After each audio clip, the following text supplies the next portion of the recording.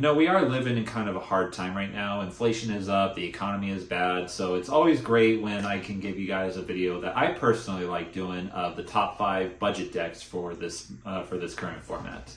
So I'm not going to get into anything else. Let's just go ahead and jump right into it. So with number 5, I'm going to go with Tempe Dragons. This deck is one of the best contenders of the format. But I am putting it in budget because if you build this as a pure Tempe Dragon, like bare bones budget, you can make something still really good. The only reason why it is in number 5 is because if you want to be like guaranteed to have competitive success, you kind of need Trident Dragon. And Trident Dragon, like I said before, is pushing $100 per copy, which alone could pay for this entire deck on its own.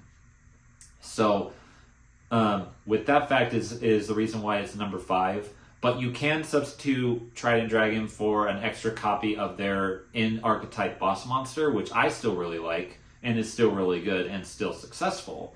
But Trident Dragon just inches it out a little bit. It's only, $100 mainly because of the hype of this deck, which is relevant because it still is good. Heck, I put it in number 2 on my top 5 meta decks I posted a couple days ago. But yeah, that is the reason why it's number 5. If the deck was still as good as it was with or without Trident Dragon, this deck would be number 1 on this spot. But Trident Dragon is such a pivotal point for this deck that I feel comfortable leaving it in number 5. Number 4, and this hurts my heart personally, I'm putting Floowandereeze at number 4. I think I just have to address the elephant in the room. Colossus is back. If they get this, if you're going up against a deck that can get him out, unless you have Dark Ruler no more, unless you play Infinite Impermanence, you're not going to do a damn thing. Let's all be honest. But we have seen a few decks top here and there, but it's nothing really to brag about. And as a Floo player, that's saying something. But we'll have to wait a little bit more to see if we get any other contenders. I'm still going to be playing the deck. I'm probably going to be maining Infinite Impermanence and Dark Ruler No More, specifically for that reason because, Colossus is back to 1. But, we'll just have to see what the future has for this deck. But I still want to keep it in the budget list because it's still really good when it gets going and you can make it with basically nothing. Number 3, this one's a little bit of a weird one. I'm putting Magispectors here. Kirin got off the ban list, thank goodness. I actually like the deck. I mean, hello, I have it right here. So it's a bit of a weird spot because the price market for this deck is kind of fluctuating. Some cards are going up, but then the next day they're starting to go down. So you can, if you act quickly and smartly, you can make the deck basically around $100, $150 if you're careful. I was surprised that the Kirins were as cheap as they were. I got this playset actually for a total of $10. And I thought this card was going to be pushing $10 a copy. And that really surprised me. So if you act quickly before this deck starts making massive leeway in the metagame, that's usually when the prices start to really skyrocket. If you act on it quickly, you'll be able to get this deck relatively easily. But let's just go ahead and get into number 2.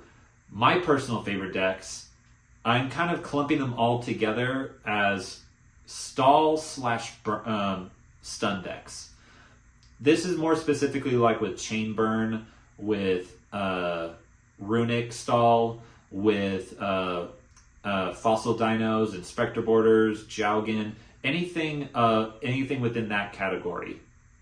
You can make these decks relatively cheap, and they are massively effective against the top decks. I mean, Fire King's Snake Eye specifically loses to 1 Jowgen, or even 1 Necro Valley.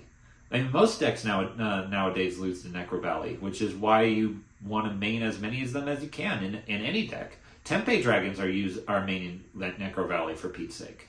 But yeah, I personally like these decks. You can make any version of them that you want relatively cheaply. And yeah, I think it's deserving of the number 2 spot. But the only reason why it's not number 1 is because Fire Kings are in number 1. they will continue to be in number one for a very long time until something outshines it. But yeah, you can make a relatively competitive Fire King deck for just $30. That right there is alone enough to just put it in the number one spot. I miss putting Trap Tricks in this spot, but Trap Tricks aren't as relevant as they once were. They're being massively outshined by Labyrinth right now. But I'm hoping that with the new, I believe it's Rika archetype that came out in Legacy of Destruction, that this deck will see a bit of a surge. Consider Trap Tricks in the honorable mention spot for that reason. Sure, they got new support with those cards, but the deck hasn't been seen any competitive relevance, at least yet, as we're recording this video.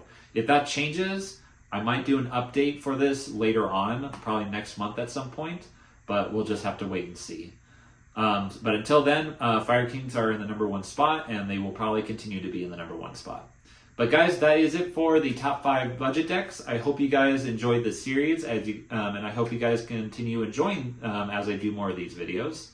If you want to see any other types of videos from any other card games too, we have many players with vast knowledge in all card games. From Yu-Gi-Oh to Lorcana to Digimon, even Magic the Gathering. Let us know in the comments down below. But until then, please like, comment, subscribe, hit that bell down below for notifications, and if you want to help keep the channel going, consider joining our YouTube membership for awesome perks. And until then, we'll catch you guys in the next one.